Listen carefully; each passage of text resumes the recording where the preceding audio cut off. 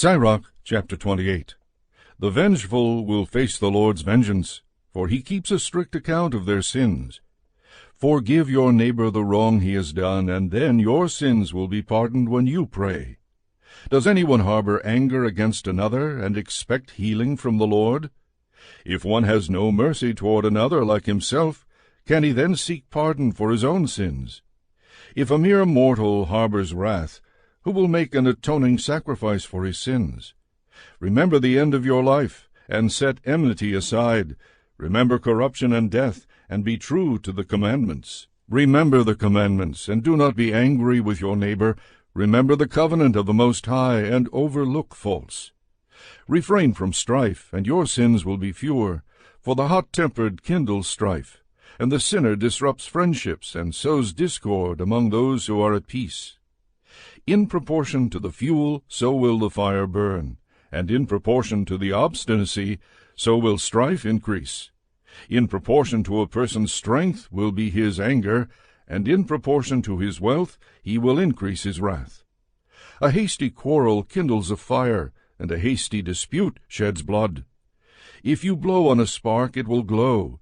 If you spit on it, it will be put out, yet both come out of your mouth. Curse the gossips and the double-tongued, for they destroy the peace of many. Slander has shaken many and scattered them from nation to nation.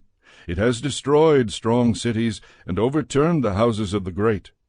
Slander has driven virtuous women from their homes and deprived them of the fruit of their toil. Those who pay heed to slander will not find rest, nor will they settle down in peace. The blow of a whip raises a welt, but a blow of the tongue crushes the bones. Many have fallen by the edge of the sword, but not as many as have fallen because of the tongue. Happy is the one who is protected from it, who has not been exposed to its anger, who has not borne its yoke, and has not been bound with its fetters. For its yoke is a yoke of iron, and its fetters are fetters of bronze. Its death is an evil death, and Hades is preferable to it. It has no power over the godly. They will not be burned in its flame.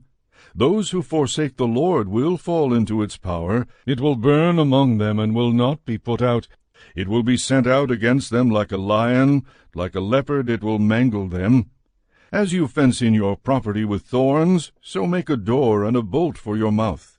As you lock up your silver and gold, so make balances and scales for your words.